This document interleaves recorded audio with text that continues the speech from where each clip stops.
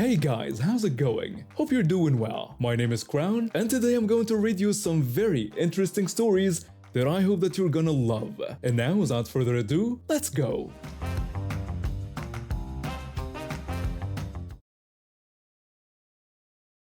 So I need to tell you about this crazy situation that happened when I was 15. At the time, I was working my butt off, doing odd jobs around the neighborhood like mowing lawns, babysitting, cleaning garages, whatever I could find. The reason? I desperately wanted to buy my first cell phone. All my friends had one and I felt like such an outsider without it. My parents weren't about to just hand me the money for a phone. They believed in earning what you want, which I actually respected. So every weekend and after school, I'd be out there pushing that heavy mower around people's yards or watching someone's bratty kids. It was hard work, especially in the summer heat, but I was motivated. Every dollar I made went straight into this ceramic piggy bank I'd had since I was little. It was getting pretty heavy and I was so close to having enough for the phone I wanted. My little sister was 9 at the time. She was always the baby of the family, and honestly, my parents spoiled her rotten. If she wanted a toy, she got it. If she wanted ice cream for breakfast, somehow she convinced them it was okay. Me? I had to work for everything. But I didn't mind too much because I figured it was teaching me good life skills. Anyway, this one Saturday, I'd just finished mowing 3 lawns back to back. I was sweaty, tired, and my arms ached. But I had $45 burning a hole in my pocket. I couldn't wait to add it to my savings and count how close I was to my goal. I practically ran up to my room, ready to celebrate another step toward phone ownership. But when I opened my bedroom door, my heart just sank. There was my little sister sitting cross-legged on my bed with all my money spread out in front of her like she was playing store or something. My piggy bank was sitting empty on my desk, and she had bills and coins sorted into little piles. At first, I thought maybe she was just curious about how much I'd saved up. Maybe she was counting it for fun or something innocent like that. I tried to stay calm and asked her what she was doing with my money. She looked up at me with this totally casual expression, like nothing was wrong. Then she started scooping all the bills into her hands and told me she just needed some money for the mall. I stood there for a second, trying to process what she'd just said. The mall? She was 9 years old. What was she even going to do at the mall by herself? I asked her to wait and told her she couldn't just take my money. I wanted to know how much she had taken. She shrugged and said it was only $200 and that I shouldn't worry about it. Only $200? That was literally everything I had saved up over months of hard work. I felt my face getting hot with anger. I told her that was all the money I had and if she needed money, she should ask our parents instead. I stepped in front of the door so she couldn't leave and held out my hand. She needed to put my money back right now. But instead of apologizing or explaining herself, she just started crying. Not just little tears either, but full-on sobbing, with dramatic sniffling. Through her tears, she wailed about how sharing is caring, and that what's mine is yours, and what's yours is mine. She accused me of being mean to her. The crying got louder and more theatrical. I knew exactly what she was doing because she always pulled this move when she got caught doing something wrong. And sure enough, within seconds I heard footsteps rushing up the stairs. My parents appeared in my doorway looking concerned and asking what was going on and why she was crying. My sister immediately ran to them, still clutching my money in her little fists. She told them through her sobs that I wouldn't give her any money and that she'd just asked for a couple dollars, but I was being really mean about it. A couple dollars? She'd literally taken everything I owned and was acting like she'd asked to borrow $5. I tried to explain that she had taken all my money, $200 that I'd been saving for months after breaking into my piggy bank. But my parents were looking at me like I was the unreasonable one. My mom put her arm around my sister protectively and told me that she was my little sister and asked if I couldn't spare a few dollars. She said it wasn't that big of a deal. My dad chimed in, telling me to be generous because family helps family. I felt like I was losing my mind. They weren't even listening to what actually happened. All they saw was their precious youngest daughter crying and their older son being mean to her. My mom decided that I should just give her $10, and they'd call it even. $10? I had to give her $10 of my own money that she'd stolen from me, but I could see there was no point in arguing. They'd already made up their minds. With my jaw clenched, I handed over a $10 bill to my sister, who immediately stopped crying and smiled smugly at me. She thanked me sweetly and said that it wasn't so hard after all. The rest of the day was miserable. I couldn't concentrate on anything. I kept thinking about all those hours I'd spent working in the hot sun, all that sweat and sore muscles, just to have it stolen by my entitled little sister. And my parents had basically rewarded her for it. Dinner that night was awkward. I was still furious and could barely eat. My sister kept shooting me these satisfied looks across the table like she'd won some kind of game. After we finished eating, she announced she wasn't feeling well and went upstairs instead of helping clear the table like usual. About 20 minutes later, my mom went to check on her. Then I heard my mom's voice from upstairs, sharp and surprised, asking what she was doing. I ran upstairs along with my dad to see what was happening. We found my mom standing in my bedroom doorway, staring at my sister who was sitting on my bed again. She had my piggy bank in her lap and was in the process of taking out more money. When she saw us, she quickly tried to shove the bills into her pocket. My mom asked if she was taking my money again. My sister denied it and claimed she was just looking at it. But the evidence was right there. She had a handful of my money and was clearly trying to hide it. This time my mom's expression was completely different. She looked shocked and disappointed. She demanded that my sister give her the money right now. My sister tried the manipulation again, crying about how sharing is caring and complaining that I had so much while she didn't have any. She whined that it wasn't fair. She was trying the crying trick again, but it wasn't working this time. My mom held out her hand and told her that the money didn't belong to her and that she doesn't take things that aren't hers.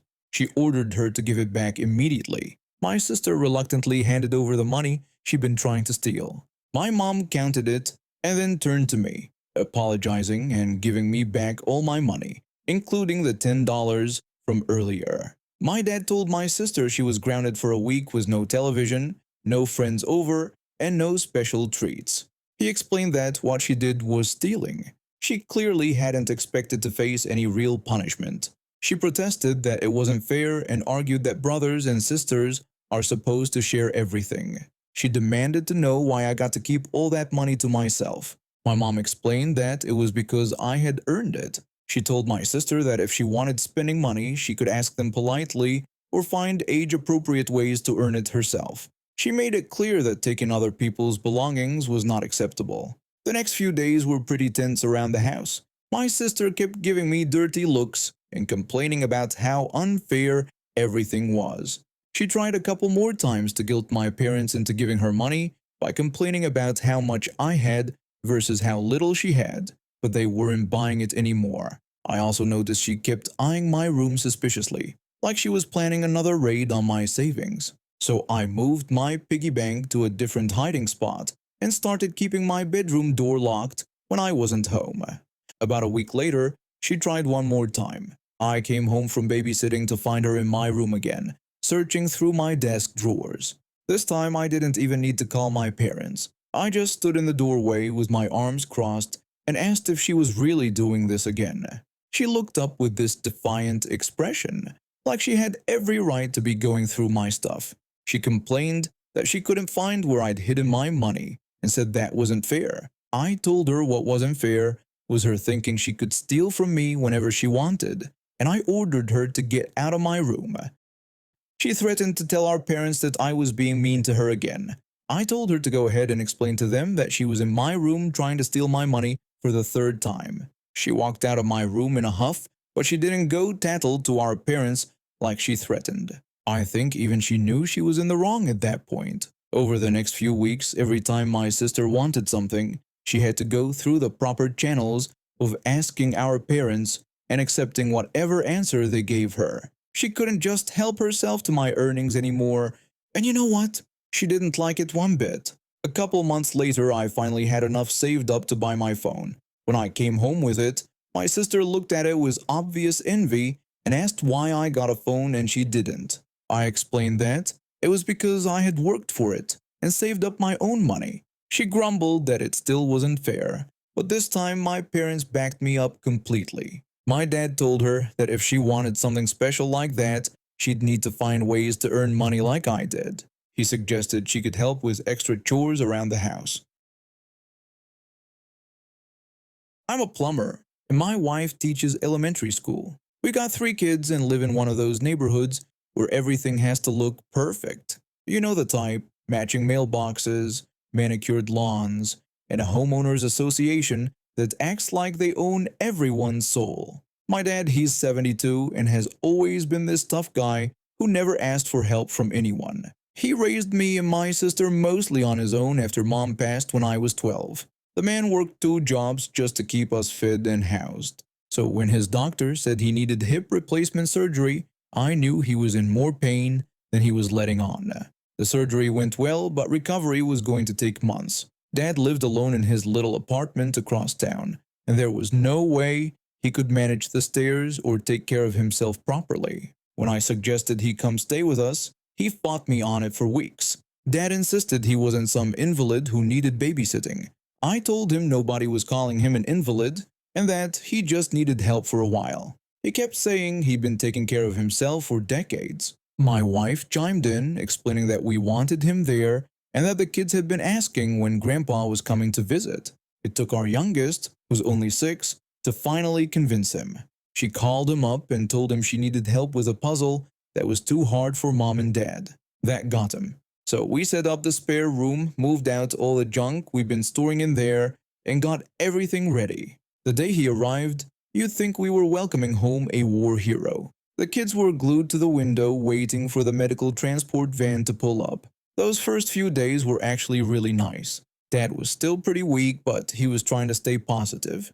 We'd wheel him around the neighborhood and in the evenings when the weather was good. He loved seeing all the houses and gardens, and neighbors would wave or come over to chat. Mrs. Johnson from next door asked how he was feeling, and Dad told her he was getting better every day and thanked her for asking. Mr. Peters from across the street mentioned that his brother had gone through the same surgery last year. Dad agreed that the recovery wasn't easy but said he was getting there. Everything was going smoothly until about a week later, when I encountered Karen. I was pushing Dad's wheelchair down our usual route when this woman I'd never seen before came walking out of her house, like she was on some kind of mission. She's probably in her 40s, wearing workout clothes, and had this expression like someone had personally offended her. Karen demanded to know who was with me. The way she said it, like Dad was some kind of suspicious package I was wheeling around, immediately rubbed me the wrong way. I told her this was my dad and that he was staying with us while he recovered from surgery. She asked how long this arrangement was going to last. I explained it would be however long it took for him to get better. Then she started with the questions. Where did he come from? What kind of surgery? Was this going to be permanent? Why couldn't he stay somewhere else? It was like she thought she was conducting some kind of interview. I tried to stay polite at first, but when she asked about his medical details, I'd had enough. I told her I didn't think I needed to discuss my father's personal medical information with her. That's when her whole attitude shifted. She started talking about neighborhood standards and how certain sites weren't what people expected to see when they invested in this community. She said this wasn't what people signed up for when they bought houses here. I asked what exactly she was talking about. She explained that having to look at wheelchairs and medical equipment wasn't appropriate when they were trying to maintain a certain quality of life. She said it really wasn't appropriate for the neighborhood aesthetic. Dad just sat there quietly, but I could see the hurt in his eyes. I asked if she was seriously calling my father an eyesore. She said she was just pointing out there were facilities for people in his condition. I snapped back that his condition was recovering from hip surgery, not dying of plague. Dad quietly suggested we just go home, but I refused to back down. I told Karen she needed to back off right now or I was calling the police for harassment. She started yelling about how I couldn't threaten her, how she knew her rights, and how she was going to make sure we understood the rules around here. She warned me that if she saw us out there again with that thing, we were going to regret it. She stormed off, but not before making it clear this wasn't over. A few days later, I decided we weren't going to let some entitled neighbor control our lives. I loaded up the kids and we all went to the small park about 6 blocks away. Dad was feeling better that day and wanted to get out of the house. The park has a nice paved path that's perfect for wheelchairs. and there is an ice cream cart that comes by in the afternoons. I left Dad watching the kids on the playground while I walked over to get everyone some ice cream. I was standing in line maybe 50 feet away when I heard shouting. When I turned around, I saw Karen in the middle of some kind of confrontation with my oldest son, who's 14. He was trying to get between her and Dad's wheelchair. My son was yelling at Karen to leave his grandpa alone. Karen was shouting back, telling him not to tell her what to do. That's when I saw her put her hands on my son and shove him aside. Then she grabbed the handles of Dad's wheelchair and tipped it forward, dumping him right onto the ground. My two younger kids started screaming. Dad was on the concrete looking dazed and hurt. My oldest was trying to help him while Karen stood there with this satisfied smirk on her face. I dropped the ice cream money and ran over there faster than I've ever moved in my life. I demanded to know what the hell she had just done. I knelt down to help Dad, checking if he was hurt. He was conscious but shaken up, and I could tell something was wrong with his hip. I asked if he was okay and if he could feel his legs. He said he thought so, but something didn't feel right. I got him back into the wheelchair slowly, then turned to face Karen.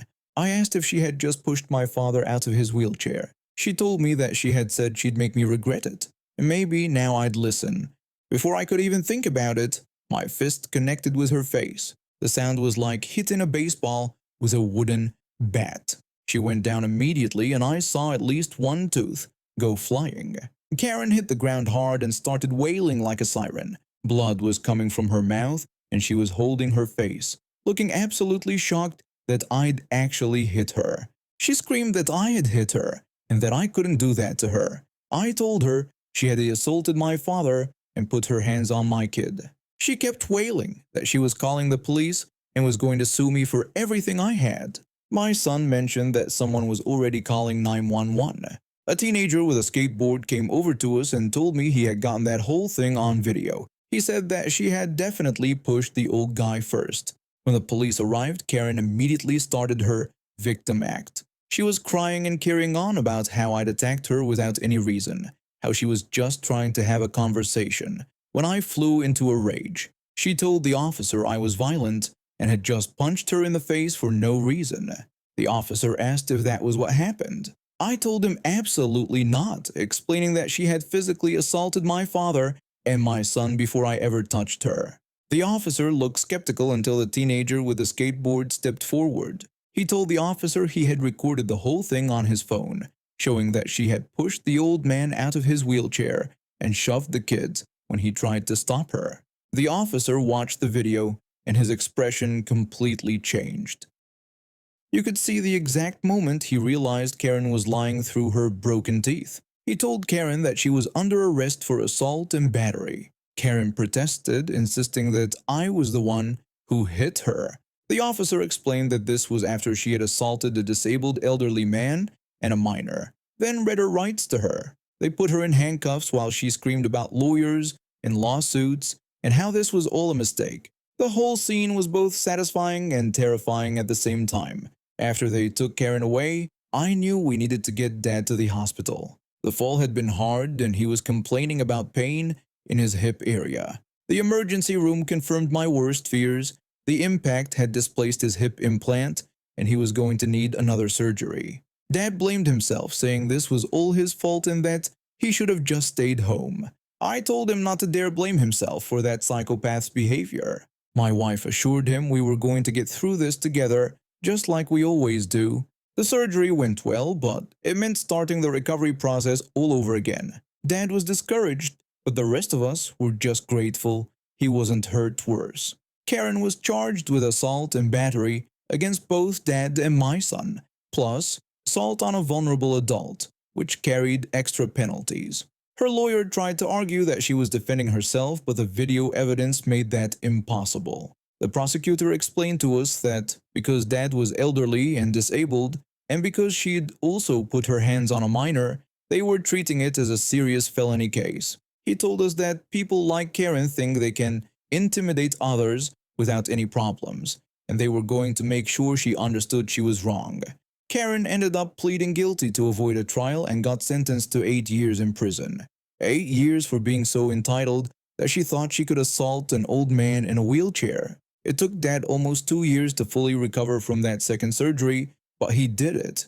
He's walking without any assistance now, and he's back to his stubborn, independent self. We still take family walks to that same park, and Dad loves watching the kids play on the equipment.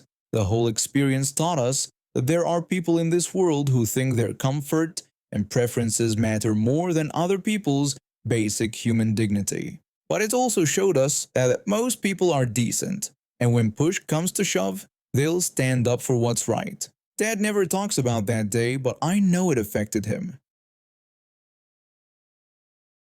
I'm a 45-year-old father of one amazing daughter, and I've been married to my wife for 20 years. We've had our ups and downs like any couple, but nothing prepared me for what happened recently. 3 months ago, my wife was diagnosed with breast cancer. The doctors caught it early and she has a near 100% chance of survival, which was the best news we could have hoped for. But even with the positive prognosis, the treatment has been rough. The chemotherapy started almost immediately, and within weeks, her hair began falling out in clumps. She tried to hold onto it for as long as possible, but eventually had to shave off what little remained. I've watched my wife struggle with this more than anything else about her diagnosis. She's always taken pride in her appearance, especially her hair. She used to spend an hour every morning styling it, and losing it hit her harder than the actual cancer news. I tried to be supportive, telling her she was beautiful no matter what, but I could see how much it affected her self-esteem. My daughter just turned 17 last month. She's always been close with her mother, and they do this thing where they go on shopping trips together every few weeks. It's their bonding time. My daughter has incredibly long, thick hair that reaches almost to her waist. She's been growing it out since she was 12 and takes meticulous care of it. She uses special shampoos, does hair masks, the whole routine. It's something she's genuinely proud of. About a month ago, my wife brought up the idea of our daughter shaving her head in solidarity. She mentioned it casually during dinner, saying how meaningful it would be if our daughter showed her support that way. I could see our daughter's face change immediately. She didn't say anything at the table, but I could tell the suggestion made her uncomfortable. Later that evening, I pulled our daughter aside privately. I wanted to make sure she knew there was no pressure from me about this decision. I asked her about what her mom had suggested and told her she didn't have to do anything she wasn't comfortable with.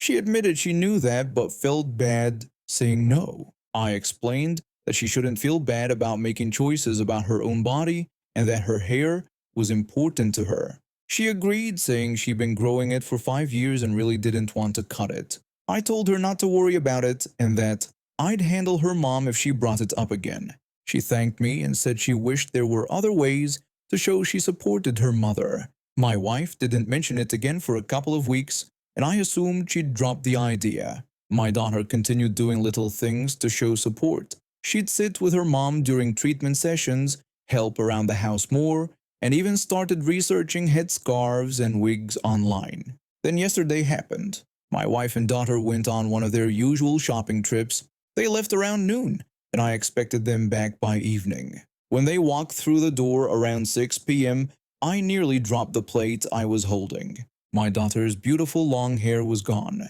She had a buzz cut so short you could see her scalp. She looked like she'd been crying and she wouldn't make eye contact with me. My wife, on the other hand, seemed almost excited.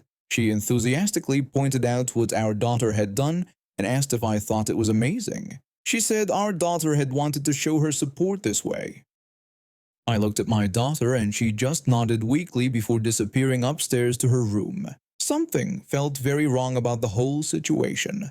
After dinner, I went to check on my daughter. She was lying on her bed wearing a beanie and staring at the ceiling. I asked if she was okay, and she said not really. I asked what had happened that day, reminding her that she'd told me she didn't want to cut her hair. She explained that she still didn't want to, but her mom had said she would never forgive her if she didn't show her support this way. Her mother had told her she was being selfish and that if she really loved her, she'd do this one thing for her. I asked if her mother had really said she'd never forgive her, and my daughter confirmed it. She described how her mother had started crying in the salon and said she was the only person who could really understand what she was going through. Her mother had told her that if she couldn't make this sacrifice, then she must not care about her at all. This wasn't support. This was manipulation. I asked if she was happy with her decision, and she said no. She told me she hated how she looked, that she didn't recognize herself in the mirror, but she couldn't handle the thought of her mom never forgiving her. That night, I confronted my wife in our bedroom. I tried to stay calm, but I was furious. I told her we needed to talk about what had happened that day. She asked what I meant and said our daughter had made a beautiful gesture of support. I explained that our daughter had told me she'd said she would never forgive her if she didn't cut her hair. My wife brushed this off, saying she had just explained how she'd see the situation and that it was still our daughter's choice. I told her that wasn't a choice but emotional blackmail. I pointed out that our daughter was 17 years old and that she had manipulated her into doing something she had explicitly told me she didn't want to do. My wife insisted that our daughter needed to show her support and reminded me that she was going through cancer treatment. I acknowledged that I understood her situation was difficult, but explained that she couldn't use her diagnosis to control our daughter's personal choices. I told her what she had done was wrong. She said she couldn't believe I was taking our daughter's side over hers when she was fighting for her life. I tried to explain that this wasn't about sides, but about respecting our daughter's autonomy and not manipulating her with guilt and threats. The conversation went downhill from there. My wife kept insisting that she'd done nothing wrong and that our daughter should want to support her this way. She accused me of not understanding what she was going through and said I was being unsupportive. I've been sleeping on the couch for 3 days now. My wife barely speaks to me, except to make passive-aggressive comments about how I'm choosing our daughter over her during her time of need. But I can't get past what she did.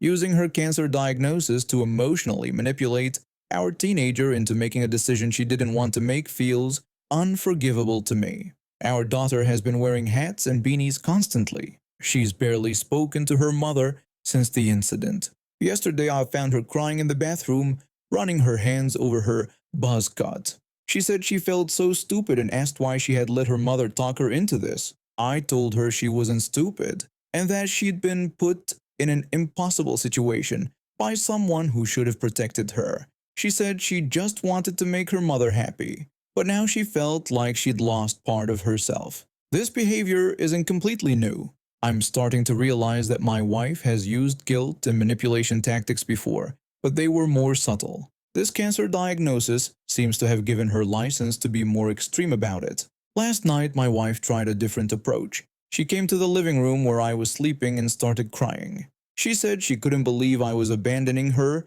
during the hardest time of her life. She complained that first our daughter barely talked to her, and now I wouldn't even sleep in the same bed as her. I explained that I wasn't abandoning her and that I was there to support her through her treatment. But I told her I couldn't support the way she had treated our daughter. She accused me of making her out to be some kind of monster and said she just wanted to feel like her family was behind her. I pointed out that there were dozens of ways our daughter could show support that didn't involve forcing her to change her appearance. I reminded her that she had chosen the one thing our daughter had specifically said she didn't want to do. My wife responded by saying that maybe if I had backed her up instead of undermining her, our daughter would have been more willing. That comment made me realize just how deep this problem goes. She genuinely believes that I should have helped pressure our daughter into something she didn't want to do. This morning I made a decision. I called a family counselor and scheduled an appointment for next week. I also had a long conversation with our daughter about setting boundaries and standing up for herself. I've made it clear that I will always support her right to make decisions about her own body. My wife is furious about the counseling appointment. She says it's ridiculous to involve outsiders in our family business and that I'm overreacting. But I think what happened crossed a line that I can't ignore. I love my wife and I want to support her through her cancer treatment, but I also need to protect our daughter from being manipulated and emotionally abused. The fact that my wife can't see what she did wrong makes me question whether we can move forward together. Our daughter's hair will grow back, but the damage to their relationship might be permanent. And honestly, I'm not sure I can look at my wife the same way after seeing how far she was willing to go to get what she wanted. And now we have reached the end of today's stories. Thank you for watching, and see you next time.